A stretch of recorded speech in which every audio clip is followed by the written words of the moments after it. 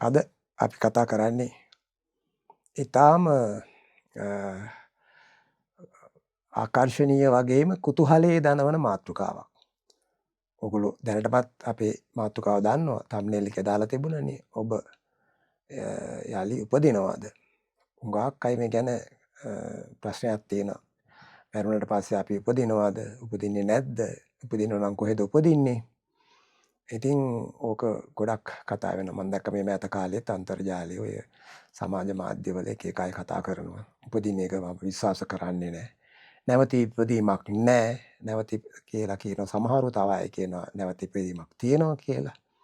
ඔය නැවත ඉපදීම හෝ කියන එකට කියන සාමාන්‍යයෙන් පාවිච්චි කරන්නේ පුනරුත්පත්තිය කියලා. සමහරු පුනරුත්පත්තියක් තියෙනවා කියලා කියනවා. සමහරු පුනරුත්පත්තියක් නැහැ කියනවා. ඊළඟට තව වචනයකුත් පාවිච්චි කරනවා පුනර්භවය කියලා. පුනර්භවයක් තියෙනවද? පුනර්භවයක් නැද්ද? මම භවය ගැන ගියේ පසුගිය දේශනාවේදී කතා කරා. ඒතර ඔයගොල්ලෝ දන්නවා භවය කියන්නේ මොකක්ද? අපි කරලා තියෙන කර්මානුරූපව මේ යන්නට පෙර භවය කියලා එකක් සැකසෙනවා. ඊළඟට මොන භවයටද යන්නේ කියලා. කාම භව, රූප භව, අරූප භව කියලා භව තුනක් තියෙනවා. ඒ භව තුනෙන් කොයි එකටද යන්නේ කියලා තීරණය වෙනවා. අපි කරලා තියෙන මේ ජීවිතේ සහ අතීතයේ කරලා තියෙන පළ දෙන්න තියෙන කර්මානුව කියලා කිව්වා. එතකොට දැන් එතන කිව්වේ භවය හටගන්නේ නැති. එතකොට මේ භවයත් ඊළඟ භවයත් අතරේ අතරක් නැහැ. අන්තරා භවය කියලා එකක් නැහැ. මේ භවයේ අතරින්ම ඊළඟ භවයේ සකස් වෙලා තියෙන්නේ. ඉතින් එතකොට මේක මේ යනකොටම ඊළඟ භවයට යොමු වෙලා තියෙන්නේ කියලා කිව්වා. දැන් ඊළඟට තමයි ප්‍රශ්නේ තියෙන්නේ ඊළඟ භවයට ගියාම උපදිනවද? උපදිනවා. දැන් භවපච්චය ජාතිනේ බුදුන් වහන්සේගේ න්‍යායට අනුව. භවය හටගත්තා නම් භවයට අනුව අදාළ මොකද්ද වෙන්න ඕනේ මේ උත්පත්තියක් ලබන්න ඕනේ.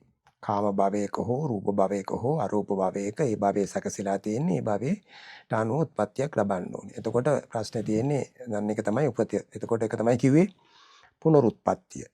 මෙයා මැරිලා ගිහිල්ලා ආයෙ උපදිනවා. ඉතින් ඕක ආගම්වල තියෙන එකක්. දැන් මැරෙන්නේ කවුද? මැරිලා උපදින්නේ කවුද? ජීවත් වෙන්නේ කවුද? දැන් ජීවත් වෙන කෙනා කවුද? මම නේද? පුජ්‍යලයක් සත්වයක් කියන සංකල්පය තියෙනවා. ඊළඟට මැරෙන්නෙත් ඒ පුජ්‍යලයා. එහෙම නැත්නම් ඒ සත්වයා. ඊළඟට යලි උපදින්නෙත් ඒ පුජ්‍යලයා හෝ සත්වයා. බුදුන් වහන්සේගේ දහමට අනුව බුද්ධ න්‍යායට අනුව එහෙම නැත්නම් පටිච්ච සමුප්පාද ක්‍රියාවලියට අනුව මේක වැරදි. බුදුහාමුදුරුවෝ කිව්වේ නෑ දැන් යලි උපතක් තියෙනවා කිව්වොත් යලි උපදිනවා කිව්වොත් ඒක වැටෙනවා සාස්වත දෘෂ්ටිය කියලා. ඒක දෘෂ්ටියක්, ඒකාන්තයක්, දෘෂ්ටියක් බවට පත් වෙනවා. උපදින්නේ නැහැ කිව්වොත් උච්ඡේදවාදය කියන දෘෂ්ටියට වැටෙනවා. එතකොට ඒකත් ඒකාන්තයක්, දෘෂ්ටියක්. එතකොට මේ අන්ත දෙකෙන්ම බැහැරව තමයි බුදුන් වහන්සේගේ ධර්ම තියෙන්නේ. උච්ඡේදවාදයක් නැහැ, සාස්වතවාදයක් නැහැ. ආත්මයක් ඇත කියන්නෙත් නැහැ, ආත්මයක් නැත කියන්නෙත් නැහැ. ආත්මයක් ඇත යන්න සාස්වතවාදය, ආත්මයක් නැත යන්න උච්ඡේදවාදය. මේ දෙකම දෘෂ්ටි දෙකක්. මේ දෙකම මිත්‍යා දෘෂ්ටියක්. මේක අන්ත දෙකක්. බුදුන් වහන්සේ මේ දෙකම බැහැර කරලා තියෙන්නේ. එතකොට එහෙමනම් මොකද්ද බුදුන් වහන්සේ කියන්නේ? බුදුන් වහන්සේ කියන්නේ අවිජ්ජාව තියෙනකන් සංකාර හට ගන්නවා. අවිජ්ජාව තියෙනකන් පැවැත්මක් තියෙනවා. අවිජ්ජාව දුරු කරපු දවසට පැවැත්ම නැහැ. සංකාර නිරෝධ වෙනවා. ඊට පස්සේ ඒක දිගටම නිරෝධ වෙගෙන යනවා. අවිජ්ජා පත්‍ය සංකාර, සංකාර පත්‍ය විඥාන, විඥාන පත්‍ය නාම රූපං, නාම රූප පත්‍ය සලආයතන, සලආයතන පත්‍ය පස්ස, පස්ස පත්‍ය වේදනා, වේදනා පත්‍ය තණ්හා, තණ්හා පත්‍ය උපාදාන, උපාදාන පත්‍ය භව, භව පත්‍ය ජාති, ජරා, මරණ, ශෝක, පරිදේව, දුක්ඛ, දෝමනස්ස, උපායාස කියලා පටිච්චසමුප්පාද ක්‍රියාවලියේ තියෙනවා. ඉතින් එතකොට මම මේක යන ගොඩක් කලින් මේ දේශනා පල් විස්තර කරලා තියෙනවා. අද මම නිකන් මතක් කරේ. ඔයගලන්ට ඒ අතීත වගේ අන්තර්ජාලයේ තියෙන දේශනා වලට ගියොත් ඔයගලන්ට ඒවා බලා ගන්න පුළුවන්. ඒතර ඊළඟට අවිජ්ජාව නිරුද්ධ වුණොත්, අවිජ්ජාව නිරුද්ධ නම් සංකාර නිරුද්ධයි, සංකාර නිරුද්ධ නම් විඥාන නිරුද්ධයි. ආදි වශයෙන් මේ දිගටම තියෙනක නිරුද්ධ වෙනවා. ඉතින් මුලින් නිවුණාට පස්සේ අවිජ්ජාව දුරු වුණාට පස්සේ ඉතින් එතනින් යහම මොකුත් නැහැ. අපි අර විදුලි බල්බයක් ස්විච් එක ඔන් කරාම ආලෝකය දැල්විලා ගමන් කරනවා. ස්විච් එක ඔෆ් කරුවාම එතනින්ම නැවතිලා යනවනේ. ඒ වගේ තමයි අවිජ්ජාව තියෙනකන් ඉතින් දැල් වෙනවා. අවිජ්ජාව තියෙනකන් භවයෙන් භවයට යනවා. ඒතර යන්නේ මොකද්ද මේ අවිජ්ජාව. අවිජ්ජාව කියන්නේ මම මගේ කියලා අල්ලගෙන ඉන්න මොකද්ද මේ අනිච්ච දුක්ඛ අනාත්ම බව නොදන්නාකම.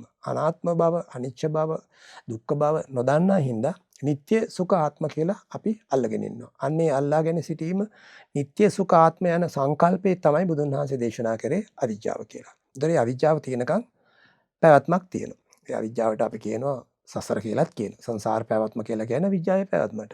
ඒ අවිජ්ජාව දිගින් දිගට යනවා. කවදා හෝ දවසක අවිජ්ජාව දුරු කරලා විද්‍යාව පහළ කරගන්නකම් ඒ අවිජ්ජාව ගමන් කරනවා. දිගින් දිගට යනවා. එතකොට හැබැයි අවිජ්ජාව කියලා කියන්නේ සත්වයක් පුජ්‍යලයක් නෙමෙයි ඈ. අනිච්ච දුක්ඛ අනාත්ම බව නොදන්නාකම තමයි අවිජ්ජාව. ඒතර අවිජ්ජාව කියලා කියන්නේ එක්තරා මොකක්ද ඒකට කියන්නේ මට වචනයක් තේරෙන්නේ නැහැ. ඒකට සිංහල වචනයක් තියෙන මොන භාෂාවවත් වචනයක් තියෙනවද කියලා. කොහොම වුණත් කියන්න තියෙන්නේ බුදුහාමුදුරේකට කිව්වේ ඒ නොදන්නාකම අවිද්‍යාව. අවිද්‍යාව කියලා. නිට්ටය අනිච්ච දුක්ඛ අනාත්ම බව දැන ගැනීම විද්‍යාව. එතකොට විද්‍යාව පහළ වෙන්නේ රහත් ඵලයටපත් වෙනකොට. එතකොට රහත් වෙලා නැති ඕනම කෙනෙක් තුල අවිද්‍යාව තියෙනවා. අනිච්ච දුක්ඛ අනාත්ම කියන සංකල්පය තියෙනවා. ඉතින් ඒ හින්දා එතකන් අවිද්‍යාව පවතිනවා. ඒතර මේ අවිද්‍යාව තමයි භවයෙන් භවයට යන්නේ. එතකොට යලිත් ඉපදි මෙරි යන්නේ අවිද්‍යාව. හැබැයි සත්වයක් පුජ්‍යලයක් නෙවෙයි. හොඳට තේරුම් ගන්න මේ ගොඩාක් ඔය දහම් දේශන අය ලොකුවට ධර්මයේ දන්නවා, ත්‍රිපිටකය දන්නවා, අටුවා ටීකා දන්නවා, ලොකු පඬිතු විභාගේ පාස් වෙලා තියෙනවා කියලා හිතාගෙන තමුන්ගේ පුජ්‍යලික අදහසුත් දාගෙන කැපී පෙනෙන්න අන්තර්ජාලය හරහා විශේෂයෙන්ම සමාජ මාධ්‍ය හරහා එක channel හදාගෙන දහම් දේශන අපිට පේනවා. පව් කියලා හිතෙන දේ ඒගොල්ලෝ දිහා දකිනකොට මේ නොදන්නාකම තමයි. මොකද බුදුන් වහන්සේගේ දහම මනසින් කල්පනා කරලා ගන්න බෑ. ඒ ප්‍රතිපදාව පුරලා ඒගොල්ලෝ ඒ අවබෝධයටපත් වෙන්න ඕනේ. අනිච්ච දුක්ඛ අනාත්ම ඉස්සලා දකින්න ඕනේ. ඉතින් ඒක දකින්න නම් ඒ සතර ආර්ය ශ්‍රාංක මාර්ගයේ පිළිපදින්න ඕනේ. සීල සමාධි ප්‍රඥා කියන්නේ මේ සතර සතිපට්ඨානෙ වඩලා අනිච්ච දකින්න ඕනේ. අනිච්ච දැක්කට පස්සේ තමයි සංයෝජන සියල්ල ප්‍රහීන කරගෙන සෝවාන් වෙලා සකෘදාගාමි අනාගාමි අරහත් කියන ඵලවලටපත් වෙන්න ඕනේ. ඉතින් ඒකයි තමයි මේක දන්නේ. මුලින්ම මේක දැක්කේ ගෞතම බුදුන් වහන්සේ මේ මොකද්ද මේ අනිච්ච දුක්ඛ අනාත්ම කියන එක. ඊට පස්සේ දේශනා කරාට පස්සේ ඒක අහලා මේ ප්‍රතිපදාව පුරලා සම්පූර්ණ වෙච්ච රහතන් වහන්සේලාත් මේ සිද්ධිය දන්නවා. එතකොට මේක නොදන්න අයට කොච්චර කිව්වත් වැඩක් නැහැ. හරියට අර ජාති අන්දයෝ වර්ණ අඳුරන්නේ නෑ වගේ. ඉතින් ඒක කියන්න ගියාමත් ගොඩාක් ගැටලු මතුවෙනවා. මොකද අර ඉබ්බගේ මාළු වගේ කතාව තමයි එන්නේ. දැන් මේක දැකලා නැත්නම් දැන් මේකේ තියෙන ලෝකය කියලා තියෙන එකයි. ඒ තමයි සංඛාරයන්ගේ පැවැත්ම. එතකොට ඒක නිරුද්ධ වුණු තැන තියෙන නිවන. පරමාර්ථ වශයෙන් දිහට නිවන මෙතන. ඉතින් නිවන් දැකලා නැති කෙනෙක් මේක දන්නේ නෑ. ඉතින් ඒක නිසා ගොඩක් ප්‍රශ්න තියෙනවා. ඉතින් හුඟක් වෙලාවට ලෞකිකව මේ ධහම දැකලා කියන්නේ ධර්මයේ හුළඟක්වත් ඒ කියන්නේ උණුසුමක්වත් නොදැනිච්ච මිනිස්සු අඩු ගානේ සමාධියක්වත් නැති මිනිස්සු මේ වගේ ගැඹුරු ධහමක් කතා කරන්න ගිහිල්ලා ඒගොල්ලෝ කියනවා මේ නැවත ඉපදීමක් මම නම් විශ්වාස කරන්නේ ඉපදීමක් නැහැ. මේකේ හදාගත්ත දෙයක් මනක් කල්පය දෙයක්. ඉතින් එක දේවල් ඒගොල්ලෝ කියනවා. ඒගොල්ලන් තේරෙන විදිහට. ඉතින් ඒගොල්ලෝ නොදැනුවත් හෝ දැනුවත් නොදන්නාකම තමයි බුදුන් වහන්සේගේ ධර්ම අවලංගු කරන්නේ. බුද්ධ දේශනාවට ප්‍රතිවිරුද්ධව සමහර සිවුරු ඇඳගත්ත මහා පඬිතයි කියන මිනිස්සු මේවා කියනවා. දැන් මේක හරිම කනගාටුදායක තත්වයක්. මම ඒකයි මේ ගැන කතා කරන්න හිතුවේ.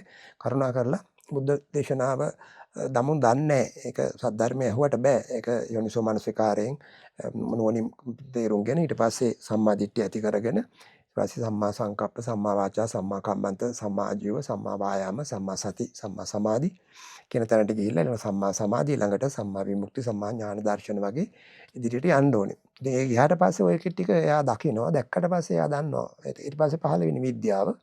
විද්‍යාව පහළ වුණා කියලාගෙන අවිජ්ජාව දුරු වුණා. ඊට පස්සේ ඔහුගේ සසර ගමන අවසానයි. ඔහු නිවන් සුව වෙන එක තමයි ඊට පස්සේ කරන්න තියෙන්නේ. නිවනටපත් වෙනවා. නිබ්බාණයටපත් වෙනවා. ඉතින් ඕක නොකර කියනවා මේ අර අනිච්ච දුක්ඛ අනාත්ම නොදන්නා හින්දා අවිජ්ජාවේ ඉඳගෙන අවිජ්ජාව තමයි සසරෙන් සසරට යන්නේ. ඉතින් ඒකින්ද ඒක නොදන්නා මිනිස්සු සත්වයක් පුජ්‍යලයක් මම කියලා කෙනෙක් ඉන්නවා. මම තමයි මැරෙන්නේ, මම තමයි උපදින්නේ, මම තමයි ඊළඟ භවයට යන්නේ. නැත්නම් ඊළඟ උත්පත්තියට යන්නේ. එතකොට පුනරුත්පත්තිය කියන්නේ පුනර්භවය කියන්නේ මේ දෙකම මිත්‍යා සංකල්ප දෙකක්. බුදුදහමට අනුව මේ පුනර්භවය කියලා එකක් තියෙනවද නැද්ද?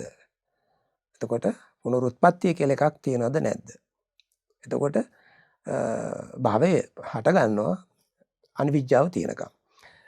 පුනරුත්පත්තිය කියන එක තියෙනවා අවිද්‍යාව තියෙනකම්. එතකොට ඉපදෙන්නේ ඊළඟ භවයට යන්නේ හෝ ඊළඟ ජීවිතයට යන්නේ යලි උපදින්නේ අවිද්‍යාව මිස පුජ්‍යලයක් සත්වයක් නෙවෙයි.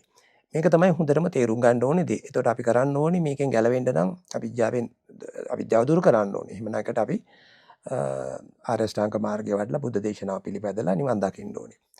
ඉතින් ඒක නැති තාක්කල් ඒගොල්ලෝ යලි උපදිනවා. ඒතර ඒගොල්ලෝ කියලා උපදින්නේ අවිද්‍යාව. හොඳේ සත්වයක් පුජ්‍යලයක් නෙවෙයි ආත්මයක් කියලා එකක් නෑ බුදුන් වහන්සේගේ දේශනාවට අනුව.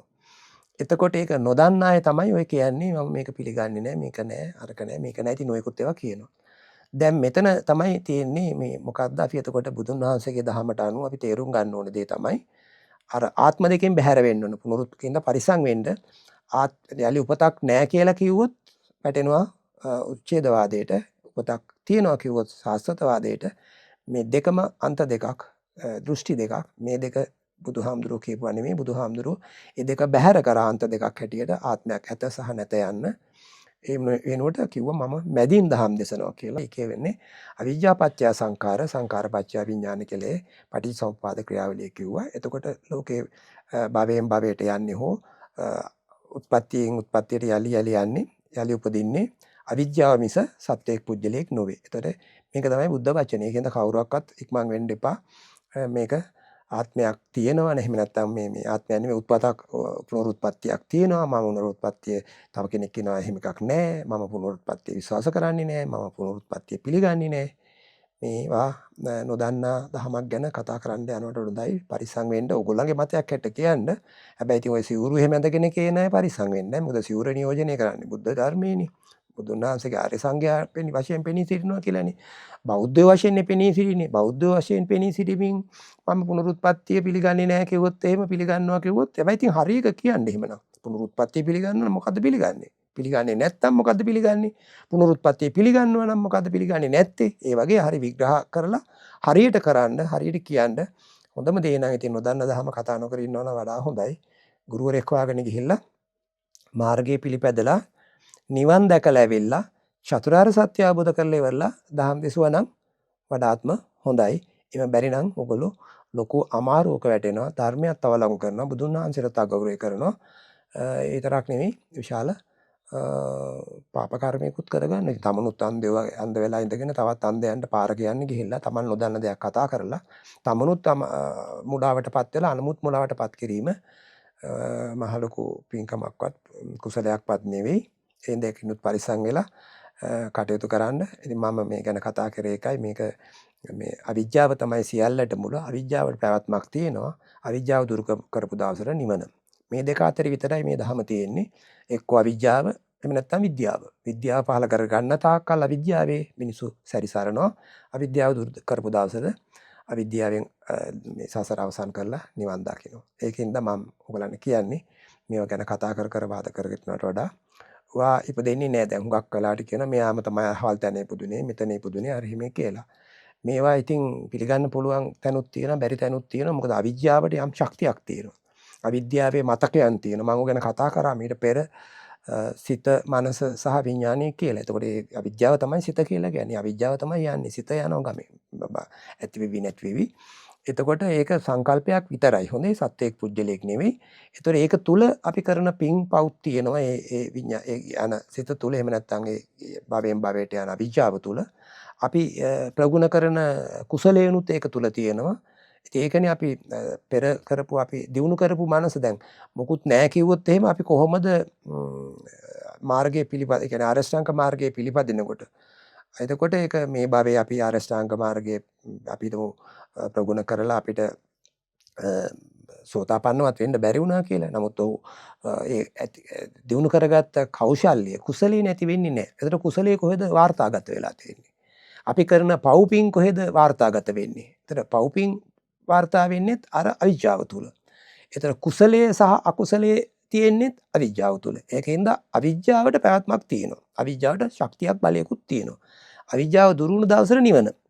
නිවනටත් ශක්තියක් බලයක් තියෙනවා. දැන් හුඟක් අය හිතනවා නිවන කිව්වම මොකුත් නැහැ. ඒක ශූන්‍යයි හිස් දෙයක් කියලා නෑ. නිවන කියන්නේ මේ හිස් දෙයක් ශූන්‍ය දෙයක් නෙවෙයි. ඊටාම බලවත්, ඊටාම ප්‍රාණවත්, ඊටාම සෞම්‍ය උණුසුම් ආලෝකමත් ඒක වචන නෑ විස්තර කරන්න පුදුම සැපදායක තැනක්.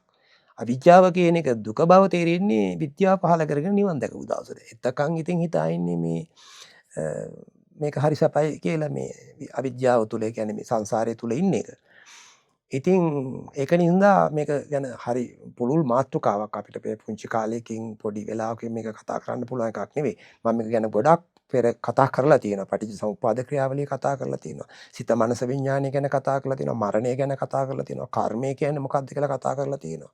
ඉතින් ඒ වගේම මෙතනත් මේ ක්‍රියාවලියේ එක කොටසක් තමයි මේ කිව්වේ. ගිය සතියේ මම කතා කරා භවය ගැන. මේ භවයේ මේ සතියේ කතා කරා මරණය ගැන. නැත්නම් උත්පත්තිය ගැන. මරණයට පස්සේනේ උපදින්නේ. ඉතින් භවය අතහරින්නේ ඊළඟ භවයේ හටගන්නේ පරණ භවයේ අතහැරලානේ. එතකොට භවපච්චය ජාති. ඒතර භවයේ ඊළඟට හටගත්තා නම් ඒ භවයට අනුව උත්පත්තිය තීරණය වෙනවා, උපත ලබනවා. හැබැයි උපදින්නේ සත්වයක පුජ්‍යලයක් නෙවෙයි, අවිජ්ජාවම තමයි. ඒ අවිජ්ජාවට යම්කිසි හැකියාවක් ශක්තියක් තියෙනවා. මොකද අවිජ්ජාව තුල සියල්ල වාර්තාගත වෙලා තියෙන්නේ. කරපු පව් පින්කම් කුසල් අකුසල් ආදිය. ඉතින් ඒකින්ද ඒ අපි නවත්තපු තැනින් ඒ භවයට අනුව අපි ගොඩනගාගෙන තියෙන කර්ම ශක්තිය අනුව කුසල් අකුසල් අනුව පව් පින් අනුව ඊළඟට ඒ සැකසිච්ච භවයට අනුව උත්පත්තිය ලබනවා. ඒ උත්පත්තියේ උට යම් ජීවයක් තියෙනවා. එතකොට ඉපදෙන්නේ සත්වයක පුජ්‍යලයක් නෙමෙයි. ඒ හින්දා මම ඇහුවේ එකයි, ඔබ යලිත් උපදිනවද? ඇහුවොත් මගෙන් ඇහුවොත් දැන් මම දෙනවා නම් ඒකට උත්තරේ යලි උපදිනවද කියලා ඇහුවොත් මට නෑ කියන්න බෑ. උපදින්නේ නෑ කිව්වොත් ඒක උච්ඡේදවාදයට වැටෙනවා. උපදිනවා කිව්වොත් සාස්වතවාදයට වැටෙනවා. ඒක බෞද්ධයෝගේ බෞද්ධ දර්ශනයට අනුව, බුදුන් වහන්සේගේ නියමයට අනුව, බුද්ධ නීතියට අනුව, නැත්නම් බුදුන් වහන්සේගේ දේශනාවට අනුව එකඟ නැහැ. ඒක පටහැනි විරුද්ධයි, වැරදි. ඒකින්ද ඇහුවොත් කියන්න දෙන්නේ ඔබ අවිජ්ජාව තියෙන තාක්කල් ඔබට පැවැත්මක් තියෙනවා. අවිජ්ජාව දුරු කරපු දවසට ඔබ නිවනටපත් වෙනවා. එහෙමනම් පුනරුත්පත්තිය ගැන මට කියන්න දෙන ඔච්චරයි. අවිජ්ජාව දුරු කරලා නිවන් දකින්න වීරිය කරන්න. එසේ නැතුව අරක තියනවද මේක තියනවද උපදිනවද නැද්ද මම පිළිගන්නවද නැද්ද ආදී වශයෙන් බොරු තර්ක විතර්ක දාලා දදා ඉන්න යන්න එපා. අඳුරේ ඉඳගෙන ආලෝක ගැන කතා කරන්න යන්න එපා. පව් කරගන්න එපා. ඉතින් ඒ හින්දා අනුකම්පාවෙන් හිතලා තමයි මම මේ දේශනාව කරේ. එහෙමනම් මං හිතනවා මං මේ කරපු දේ ඔයගලන්ට තේරෙන්න ඇති කියලා. අදට මම මෙතනින් නවතිනවා.